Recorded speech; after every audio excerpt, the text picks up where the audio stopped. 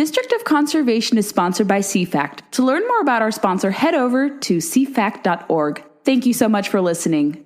Welcome to District of Conservation. I'm your host, Gabriella Hoffman. This podcast offers a sober examination into all things hunting, fishing, shooting sports, energy, environment, and the public policy surrounding it. And this podcast also specializes in original interviews that you won't hear elsewhere.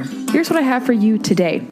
I hope your August is off to a cooler start. Things are definitely substantially cooler here in the DC metro area. We've had some low humidity, and we hope it keeps that way coming up for the rest of the month. I have two very important stories I want to analyze with you before I embark to Alaska. I'm going to analyze a little more into detail the recent decision by the Department of Education to nix entirely all federal funding to school archery and hunting programs. And I'm also going to weigh in on a more localized issue in neighboring Arlington County, Virginia, where the deer wars have officially commenced. And I'll explain some of the situation there and what it means, and if you have the potential here in Northern Virginia to help cull the deer numbers, because hunting has been recommended as a remedy to help overpopulation there. Let's start with the Department of Education. DOE, as you may have seen me report at Town Hall, a little bit on social media. Thank you to everyone who has been sharing that Instagram reel. It's gotten some interesting traction. Much appreciated for you to share it. But I'm going to largely base my analysis off of what I wrote at townhall.com because it condenses everything. I hyperlink to all the sources, parties, agencies involved. But Thomas Catenacci, who's a great reporter at Fox News Digital, I've interviewed with him, sent him some stuff before, but he's been on top of this beat pretty well, exclusively broke about a week or so ago the news that the Department of Education, using a loophole from the so-called Bipartisan Safer Communities Act to entirely gut federal funding under the Elementary and Secondary Education Act, ASEA, of 1965, to say that archery and firearms equipment used is considered a dangerous weapon, and therefore dangerous weapons like it should be barred and prohibited from federal funding under a provision, under a grant, under the Bipartisan Safer Communities Act. And I'm going to go into detail a little bit more what that law does. But ASEA is supposed to ensure that public school systems and individual public schools are held accountable for monitoring and improving achievement outcomes for students and closing achievement gaps.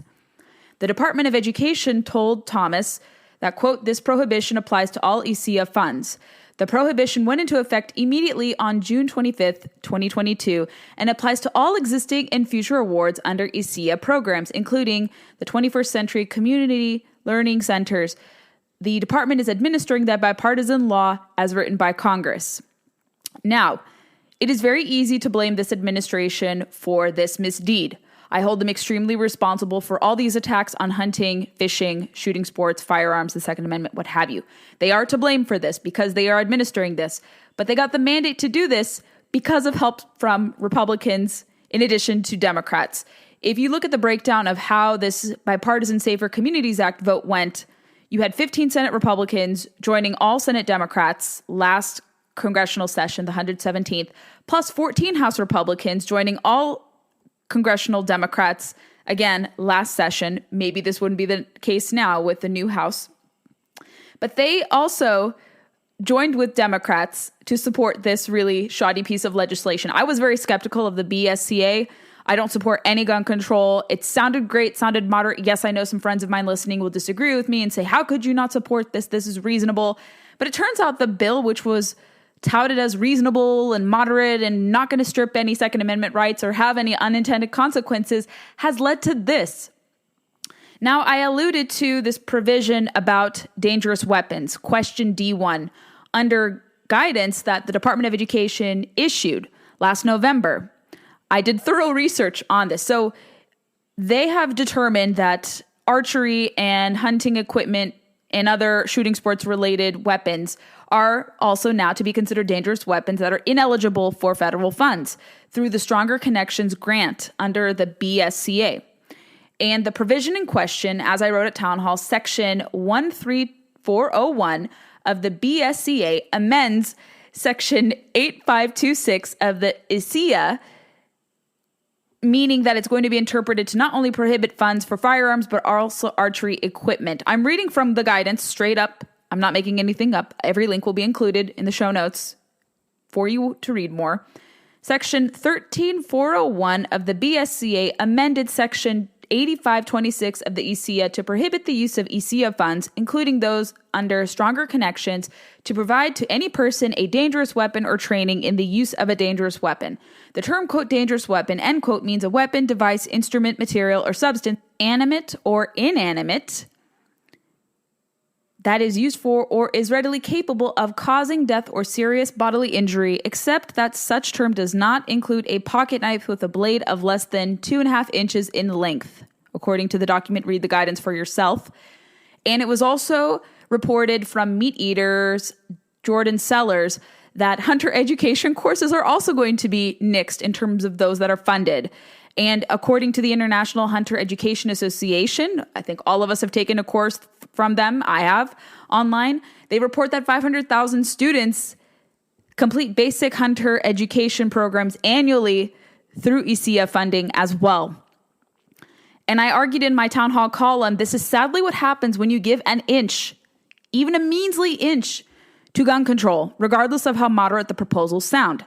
Two Republicans that backed this really misguided piece of legislation, John Cornyn and Tom Tillis, wrote to Secretary Miguel Cardona that they are misinterpreting the context and substance of the law. And here's what their letter reads in part. We were alarmed to learn recently that the Department of Education has misinterpreted the BSCA to require the defunding of certain longstanding educational and enrichment programs, specifically archery and hunting education courses for thousands of children who rely on these programs to develop the life skills, learn firearm safety, and build self-esteem. The department mistakenly believes that the BSCA precludes funding these enrichment programs. Such an interpretation contradicts congressional intent and text of the BSCA. Indeed, the BSCA provides $1 billion for activities under Section 4108 of the Elementary and Secondary Education Act of 1965, or activities to support safe and healthy students. Such activities include programs that integrate health and safety practices into school athletic programs, support a healthy, active lifestyle, and enhance students' effective learning skills. Critical education programs like archery and hunter education fall well within this scope and promote student safety and health. We added that provision to ensure education funds would continue to support school enrichment programs and opportunities for students, while other parts of the bill would specifically fund resource officers and school hardening measures. Using the BSCA as a pretext to shift critical education and enrichment resources away from archery and hunter education courses was never the intent of the law. The purpose of the department is to meet students' needs where they are and support the expansion of learning opportunities, not to take them away. Thought here. We don't weigh in so much on education programs. I have colleagues at IWF and elsewhere in public policy that focus specifically on education, but as it relates to conservation in the context of this podcast, have you seen what the Department of Education has been doing recently? Are we really to trust Miguel Cardona and his agency with stewarding funds properly, or focusing on student productivity and results? Look what they did to student learning and how the quality of education has gone significantly down. So it doesn't surprise me to see them attack programs that promote student well-being, student productivity, inclusivity. We hear these terms all the time, regardless of a student's, geographic region, their socioeconomic status, experience level, what have you. Archery and hunters education programs are very stimulating, and they get kids involved and hooked into these activities for a lifetime. And when you take away these funds, ideally, look, we want to try to have private funds, nonprofits do this. But in a space where it's appropriate, as it has been here for many, many years, this is where a proper stewarding of money can come into play. And this is one of the few times where the government can perhaps fund these type of activities. So they say, Republicans, some of the Republicans, that the BSCA was not supposed to be interpreted like this. I say, given the direction that the Department of Education is going, they have free license to do this. 1.3 million students across the country in 9,000 schools in 49 states. I think I see the numbers, also 38 states. That may be the updated one. But between 38 to 49 states have these NASP programs, 4th to 12th grade enrolled students. Can you imagine millions of students not having access to this? In response to this guidance, schools are nixing these programs altogether. Can you imagine, in addition to all the displacement and the interruptions to learning that kids had under COVID, now they have this interruption as well? I don't have kids. I have a niece and nephew that are not quite grade school level yet, but I have friends that have kids and they probably take these courses. And as someone who wants to have kids one day, I would be extremely upset as a parent to find out this happening, especially when this Department of Education and teachers unions and other special interests are harming kids with inappropriate material. They don't want to leave this program in place. It's ridiculous. It's absolutely ridiculous. And this is what happens when Republicans support gun control, even if they claim that this won't lead to gun control. Second Amendment and hunting don't go hand in hand directly. As I've mentioned before, the Second Amendment is not about duck hunting, but there are mechanisms in place where excise taxes on guns and ammunition help fund conservation programs. And the fact that these federal monies are now gone because of a so-called moderate gun control bill that passed and is being interpreted as such to remove anything that is perceived to be a dangerous weapon, whether it's a bow, archery, or a rifle, shotgun, what have you, used in these hunter education shooting sports activities in schools, they've been given free license. This is an unintended, rather intended consequence when you embolden an administration that doesn't have these interests in mind and at heart to do so here. I'm trying to control and temper myself here because this is something that does trigger a lot of effects. It makes me angry, even like I said, without kids. But they are eroding slowly but surely the hunting and fishing heritage in this country. And now you have Republicans even overtly doing it too. And now they're saying, mea culpa, we didn't mean to pass this. Or, oh, we didn't intend for this to pass. And now you see even 3 Democrats, several of which are up for re-election: Joe Manchin of West Virginia, John Chester of Montana, Kyrsten Sinema, have all said that, hey, we didn't support the BSCA to do this. This was not what it was intended. So now you even see a bipartisan opposition to this interpretation of the BSCA. And I hate to be the bearer of bad news again, but this is what happens when you support supposedly moderate, supposedly well-intentioned gun control pieces of legislation. Other programs that are longstanding and have positive impacts on kids get thrown out the window. And this is what happens. I'm sorry to be a bearer of bad news and to be negative here and to appear blatantly partisan, but I'm criticizing both parties for doing this as a conservative. It makes me livid that we could have predicted this, and we have predicted this before such legislation is passed, but they don't listen and they still do this because they say it'll stop a mass shooting. I have yet to see the insertion of more gun control laws, any correlation of that, deter crazy would-be criminals and criminals themselves with long rap sheets from going and committing further crimes or committing crimes time and time again. There's no deterrent here with gun control. And look what this has. You're going to take away safety programs, true safety, gun safety programs from schools through this measure. But I think there is some sort of solace and relief that may be seen. Perhaps there is a congressional workaround to stop the bleeding here. We have seen a House resolution so far. I haven't yet seen a Senate version as of this recording passed just quite yet, but it's called the Protecting Hunting Heritage and Education Act. And it is slated as a resolution to help stop the damage. And this comes from Congressman Mark Green of Tennessee and Richard Hudson of North Carolina. And it will clarify that ESEA funding does not preclude weapons that are used in training for archery, hunting, or other shooting sports. And I may be sitting down with both congressmen when I come back from Alaska. I have interest so far from Representative Green's staff, and I'm waiting to hear back from Congressman Hudson's staff, but I sent out an inquiry to see if we can get them to talk about the resolution. I would love to see a Senate version. I suspect a Senate version will happen. We'll probably see the Democrats who were big supporters of the BSCA also join Republicans to, again, maybe invoke the Congressional Review Act or put a resolution to stop this from transpiring, although it was enacted over a year ago. But like I said, this is part of the wider attack on true conservation. And this administration, hate to say this, hate to phrase it like this, they've weaponized government agencies, Department of Interior, Fish and Wildlife Service, U.S. Forest Service, Commerce Department, and the BLM, Bureau of Land Management, against true conservationists. They've strayed away from their mission statement to become factories where you can cry about lost wildlife or focus on ESG or something that is extraneous to their mission statement, that has no bearing to their mission statement. And while they're doing that, they're quietly enacting and now openly enacting lead phase outs on public lands. Doesn't sound like a major problem, but it is. It's an incremental ban on the outdoor way of life, an incremental gun ban, if you will, ammunition ban. They're limiting access to prime offshore fishing locations through vessel speed restrictions. Millions of acres of public land hunting, especially in Alaska, 60 million acres, have been closed to non-resident or non-local hunting for caribou and other species. And another example, too, is the restricting of target shooting opportunities on certain Forest Service lands, namely those in Colorado and elsewhere across the country. Let's set the record straight before we move on to this brewing war in Arlington County, nearby Arlington County. The BSCA is extreme. Anyone telling you it was moderate, Republican or Democrat, clearly has this case to point to that it's not moderate, and it did not promote safer, more inclusive, and positive school environments, especially with these programs that are starting to be withdrawn.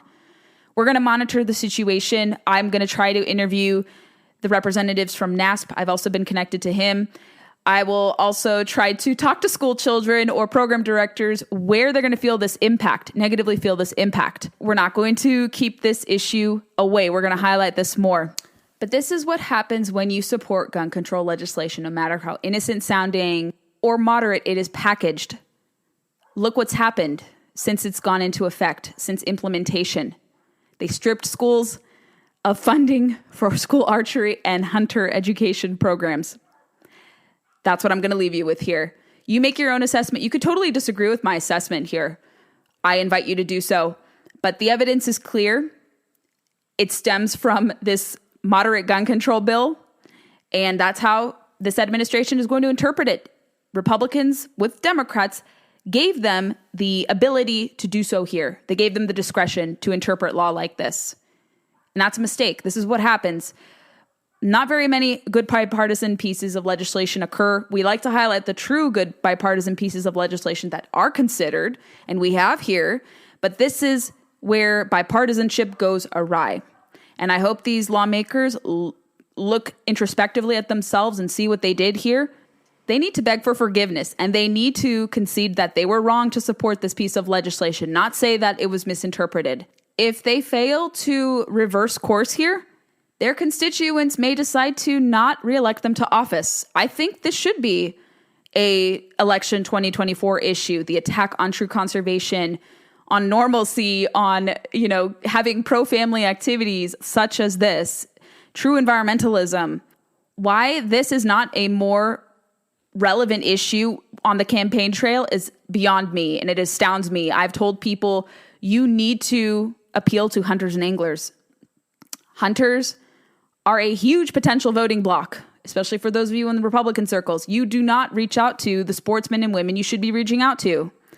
And they're very distrustful of a lot of Democrat policy positions. So you're alienating them here, especially if you support stuff like this, like the BSCA. When we are able to make contact and deliver interviews with Congressman Mark Green and Rich Hudson, I will deliver those for you. But as you can tell, I'm very frustrated by this. People in my side of the aisle are also to blame for this. And I hope they have some introspection about not giving wins to political opponents who don't act in good faith with respect to Second Amendment or hunting. You all have heard about deer management programs in urban outposts and some of the controversies and bizarre kind of recommendations that they have. If you guys remember, a few years ago, I believe it was Staten Island in New York City, one of the boroughs there, that had this grand idea to help control the overpopulated deer population. They were going to recommend for sterilization of deer to stop them from reproducing, to stop them from having babies, thinking that it's going to be great and a proper stewarding of taxpayer dollars. Turns out that experiment did not work. Now it seems like they want to recreate that situation in neighboring Arlington County. I live in Fairfax County, Virginia, And we do have archery opportunities here in my county. You have to go through training, and I think I may try to do that in the coming years. I've just tried to perfect rifle shooting first, but I haven't really wrestled with archery yet. I've done some bow archery, a little bit, crossbow more so. That's fun to shoot from, but I haven't really done much of bow archery. But eventually I do want to try to be enrolled in my county program. But Arlington County doesn't seem to have a program in place. And friend of the show, repeat guest, Katie Pavlich, you guys know her from Fox News, townhall.com, and her Fox Nation series. She alluded to this story, I believe, during our interview, but if she didn't, she told me about this, and I've tried to spread awareness about this on social media, but now it's a perfect time to weigh in on this, and I have a companion article for VIP readers at Town Hall today who want to learn more about the situation. But for a Cliff Notes version, Arlington County has decided that they want to implement a deer management project, and it's long time coming, they say. They've said on their government page that white-tailed deer are native to Arlington, belong here, and are an essential part of the ecology. However, when there are too many deer, they can harm the environment by eating certain plants faster than they can grow back and will compete for food, which can lead to malnourishment, disease, and increased mortality rates. Arlington does not have enough predators for deer, so the deer population can grow too quickly and upset the balance of nature. This project aims to identify ways to protect Arlington County's own natural land parks so that all the plants and animals that are a part of the county's ecosystem can live and thrive here. If you guys don't know, Arlington County also has a lot of bear sightings recently. I'm jealous of my neighbors in Arlington County because I would love to see black bears here in my neck of the woods in Fairfax County, but they don't travel this far quite yet. But you guys get to see black bears. There's a lot of unique wildlife. There are coyotes, deer. You could see a lot of impressive apex predators and cervids, even contrasted with all the development that has happened here, especially since I've moved here and even predating my move here. I've heard from friends who've been in this area their whole lives and for many, many decades who have said that, wildlife has bounced back tremendously here. And that's obviously evidenced in Arlington County here. So they want to have 3 goals. They have 3 goals: investigate and address the potential need for active deer management in county-owned natural land parks, some of which fall within natural resource conservation areas. They want to delineate potential management strategies to mitigate negative ecological impacts identified, sustain a healthy deer population, and protect forest habitat on public land for native flora and fauna. And they also want to delineate a monitoring program to assess the effectiveness of any plan implemented. And here is what the scope of work is said to include. They're going to conduct deer browse impact surveys within county-owned natural land parks, combine new and past data with a review of relevant literature and regional benchmarking to determine if active deer management is necessary to meet county stewardship goals, delineate a suite of potential deer management strategies to achieve or maintain stewardship goals on county-owned natural land parks, engage the community and stakeholders throughout the process, present draft recommendations for deer management in county-owned natural land parks, and a monitoring system to assess the effectiveness of any plan in the county board. So far, there have been 4 recommendations published in Arlington Now about what they intend to do, and some of the recommendations are pretty reasonable. Some of them are not. And the 4 management strategies include sharpshooting, citizen hunting, sterilizing, or building fences. After much consultation, I think with White Buffalo Inc., that determined that parts of Arlington County may have deer populations that exceed healthy numbers, according to the County Department of Recs and Parks, charted out a mitigation strategy. And like I said, they have 4 strategies that they want to recommend. I think the citizen hunting option is probably the best and most practical means to steward taxpayer money, and you're going to use less taxpayer money in the process. And unsurprisingly, we see the Animal Welfare League of Arlington say that there has to be no deer management and deer are not the problem here. And they are in a tussle now with Arlington County's Forestry and Natural Resources Commission, who has said that some deer management has to take place. And they call out the Animal Welfare League for saying that they're publicizing incorrect and misleading information about deer management, according to a letter. And I'm reading this from Arlington Now. But now onto the letter that the agency shared in contrast with the Welfare League of Arlington. Here is what it says. They said this to the county chair. The Forestry and Natural Resources Commission recognizes and appreciates the thoughtful and substantively sound approach taken by the Department of Parks and Recreation on the important issue of deer management. As the FNRC previously described in our letters in October 2020, November 2021, and June 2023, we believe that reducing the size of the deer population in the county is critical for preserving and enhancing the county's natural resources on public and private land. The Commission also understands that deer management can be an emotional issue with strong opinions on both sides of the issue. That is why it is so important that the discussion and the public education efforts be firmly grounded in facts, not emotion, supported by the best scientific research. It is especially unfortunate, therefore, that the Animal Welfare League of Arlington has been publicizing incorrect and misleading information about deer management. The FNRC has been a strong supporter of AWLA in the past, and the Commission is reluctant to criticize such an important community organization. But in this case, the FNRC believes we have no choice. In keeping with the key mission elements in our charter, the FNRC has a civic duty to point out and formally object to the disinformation of the AWLA, which could cause serious harm to the county's natural resources. I love this. Good for them. I'm on team FNRC here.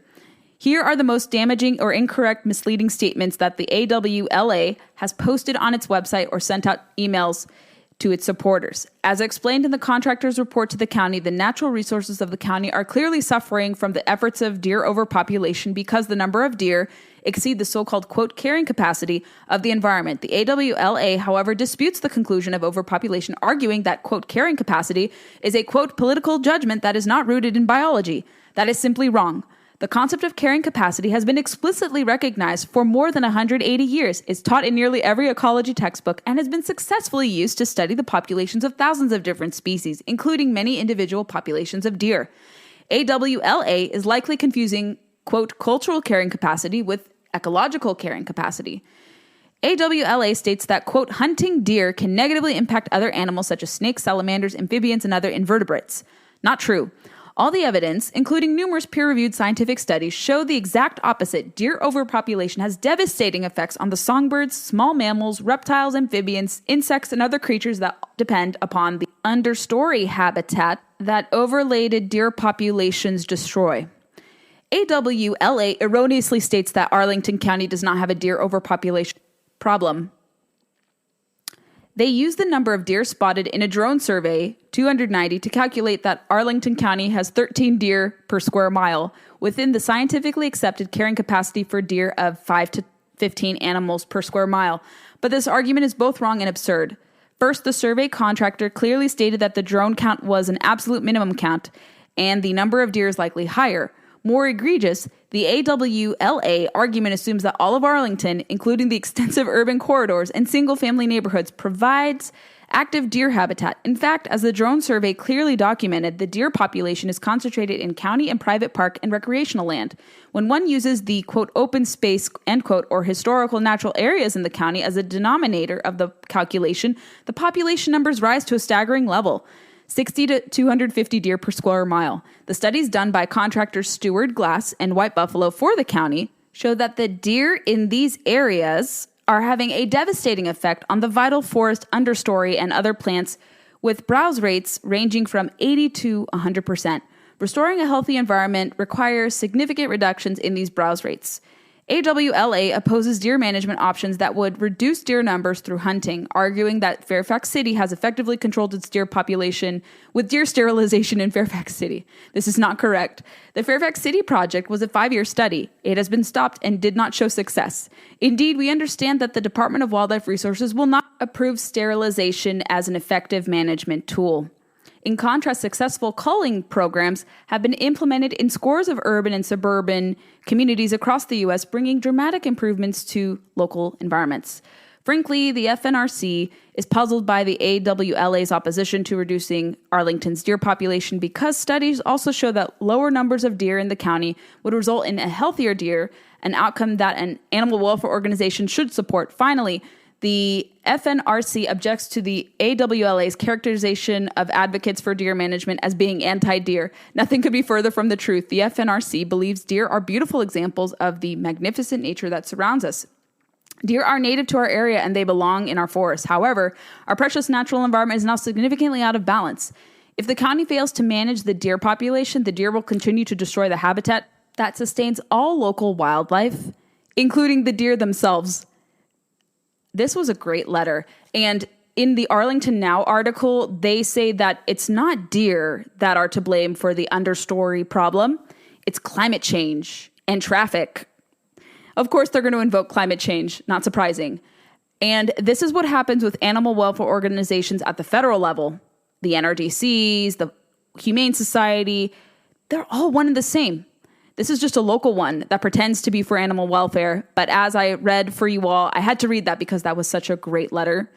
You can read it in the show notes for yourself. Share it. I think every conservation commission outlet should use the same language as these folks did in Arlington County to repel the nonsense and misinformation that comes from these so-called animal welfare groups. And if you don't know, a final thought here. Liberalized hunting regulations, you have to have a hunting management system in place, have led to the exploding of population of deer. When you have ability to cull these numbers and to manage deer effectively, not hunt them out of extirpation, not hunt them to extinction, but when you enact hunting seasons and people follow the law, as most of them do, you will see populations explode and rebound. We've talked about this with the North American model of wildlife conservation. When regulated hunting was introduced and wildlife agencies were created, this is what has resulted. You've seen popular species, commonly seen species now, are overabundant, abundant in most cases, and you need a hunting system in place, even in urban areas. So I support, in my neighboring county, Arlington County, them proceeding with a plan that does include citizen hunting, and it's not going to be rifles. I anticipate if they do approve a citizen hunting program as a recommendation, it's going to be bow archery. It's not going to be anything loud that you will hear or that'll obstruct or destroy.